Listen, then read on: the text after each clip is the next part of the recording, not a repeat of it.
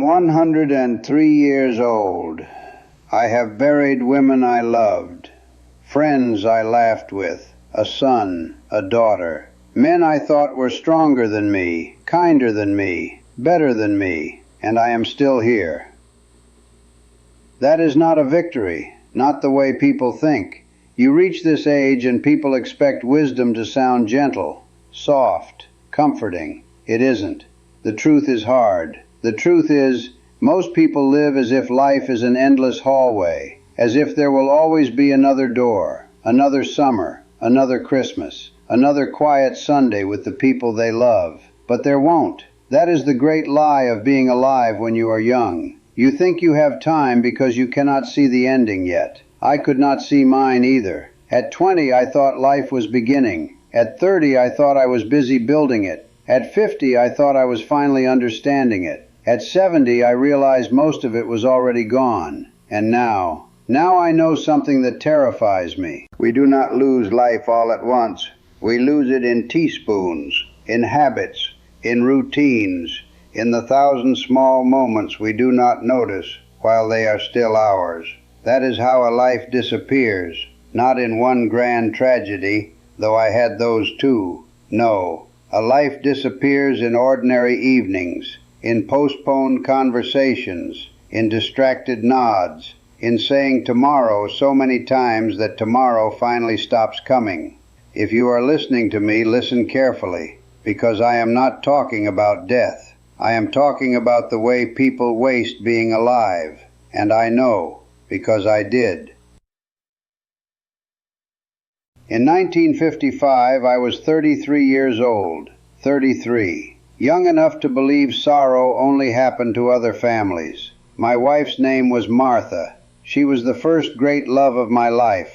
Not the polite kind of love, not the settled kind, the wild kind, the kind that makes a young man stand straighter, work harder, dream bigger. She laughed with her whole body, tilted her head back when something really got her. She sang while she cooked, badly, loudly, without shame, and our house felt full because she was in it. It was a Friday, rainy, cold, one of those gray afternoons that make the whole world feel half asleep. She said she was going out to get groceries, just groceries. I still remember that. Not a final trip, not some grand farewell, just milk, bread, a few things for supper. I was reading the paper when she left. I barely looked up. I said, "Drive careful." That was it. That was the last thing I ever said to her. Drive careful.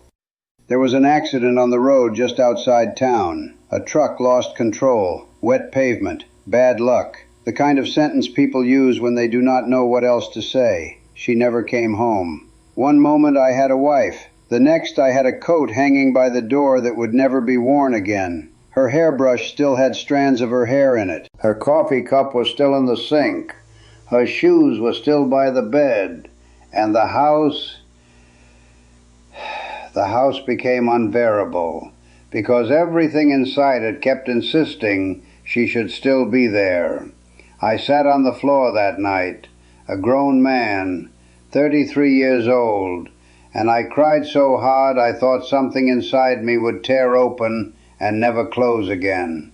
And all I could think was this: why didn't I get up? Why didn't I walk her to the door? Why didn't I kiss her one more time? Why didn't I say something real? Something like, "I love you. Stay a minute. You make my life worth living." Anything but drive careful. That night I made myself a promise. I remember it clearly. I said, if I ever get another chance, if life is merciful enough to let me love again, I will not waste it. I will not sleepwalk through my own life. I will not treat love like furniture.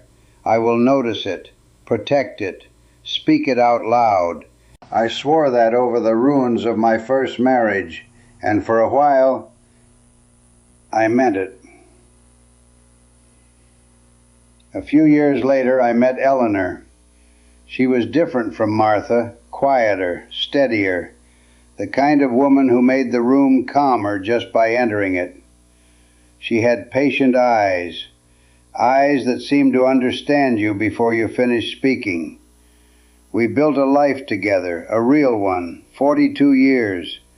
42 years of breakfasts, bills, birthdays, repairs, vacations we said we couldn't afford and took anyway, children, losses, laughter, winter mornings, summer porches, all of it, 42 years.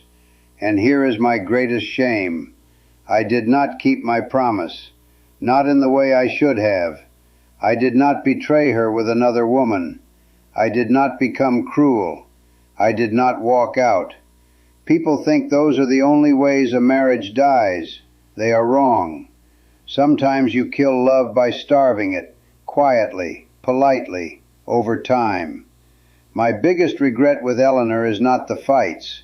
I barely remember the fights. What I remember are the Tuesday nights, ordinary Tuesday nights. I would come home, eat dinner, then drift off to the garage, or bury myself in the newspaper, or sit in my chair pretending I was tired when really I was just absent. And Eleanor would sit there. Sometimes she wanted to talk, not about anything dramatic, just life, something she remembered from childhood, something funny a neighbor said, something she was afraid of, something she hoped we might still do before we got old. And I would half listen. Do you understand how terrible that is? To give half your attention to someone who gave you whole years of her life? I thought there would be more Tuesdays. That was the trap. I thought love once earned could be stored, put on a shelf, assumed. I forgot that love needs presence, not once, not on anniversaries, not in speeches, daily, in the dull little hours, the unremarkable ones. That is where love either lives or dies. And I knew better. That is the worst part. I had already learned this lesson through blood, through grief, through Martha. But human beings forget. That is our sickness. We drift, we slip, we go back to autopilot. We start living by reflex. Wake up, work, eat, worry, sleep, repeat. And all the while the people beside us are aging, changing, hurting, needing us. And we do not see them, not really, because we are too busy being tired, too busy being practical, too busy preparing for a future that is busy swallowing the present.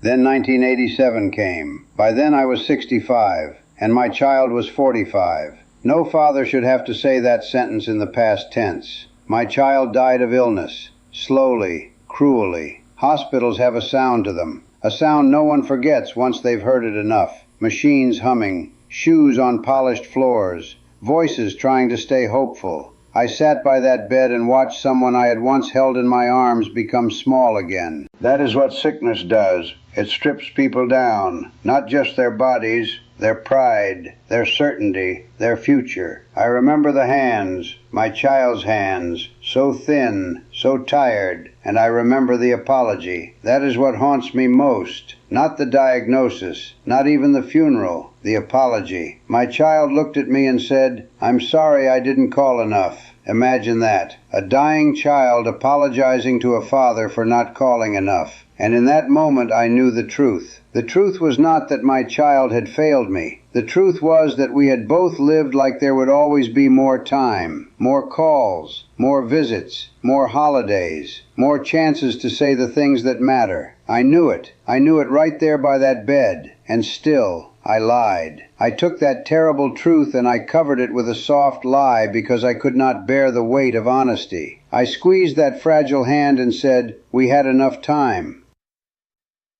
We did not. We did not have enough time. We never do. That sentence has echoed in me for decades. We had enough time. No, we had what we had, and we wasted some of it, because almost everyone does. That is the wound. Not just that death comes, but that it finds us mid-sentence, distracted, delayed, looking away.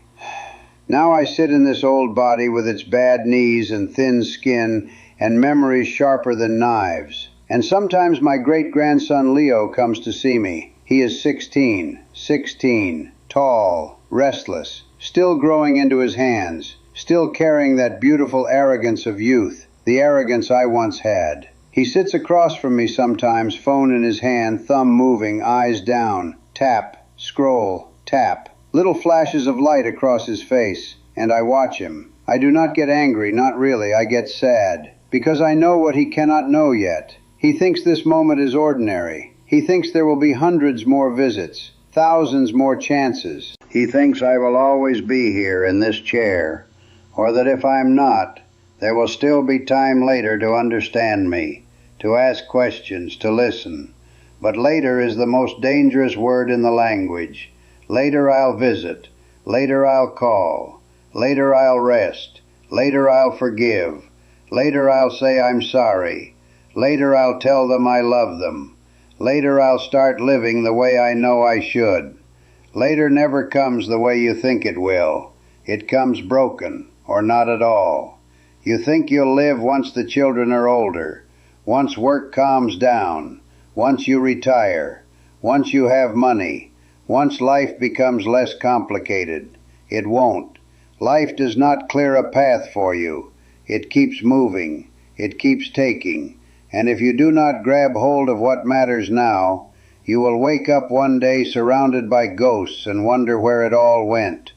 I am telling you this because I have stood at too many graves, held too many trembling hands, watched too many doors close forever. And the lesson is always the same. People do not regret loving too much. They regret not being present enough to feel it while it was happening. So what do? How do you fight this? How do you live without falling asleep inside your own life? I have thought about that for years, and I think the job of a human being is simpler than we make it. Remember and return. That's it. Remember and return. Remember that this ends. Remember that the face across from you will not always be there. Remember that attention is love in its plainest form. Remember that your life is not happening later. It is happening now. And when you forget, because you will, return. Return from the phone. Return from the noise. Return from the fantasy of some future version of life where you finally become present. Return to the room. Return to the table. Return to the voice speaking to you. Return to the child tugging your sleeve. Return to the wife telling you a story. Return to the husband washing the dishes. Return to your aging parents. Return to your own beating heart. Just return. Again and again and again. That is the work, not perfection, presence. I would give anything, to sit with Martha one more minute by that front door, to look up from the newspaper when Eleanor wanted to talk, to tell my child the truth. No, we did not have enough time, but I am here now. I am here. I am listening. I am yours. But I cannot. My minutes have already been spent. Yours have not. So hear me, please. Stop waiting for a tragedy to teach you what should already be obvious. Stop calling your life busy when what you mean is unconscious. Stop giving your scraps to the people who gave you their years. Stop assuming love can survive on leftovers. Later never comes. This is it. This dinner. This call. This tired face across from you. This morning light. This argument should end. This apology you should make. This hand you should hold. This is your life. Stop watching this. Go look at the people you love. Really look at them. Put the screen down. Go into the next room, or pick up the phone, or get in the car, or knock on the door. And when they speak, listen as if time is running out, because it is.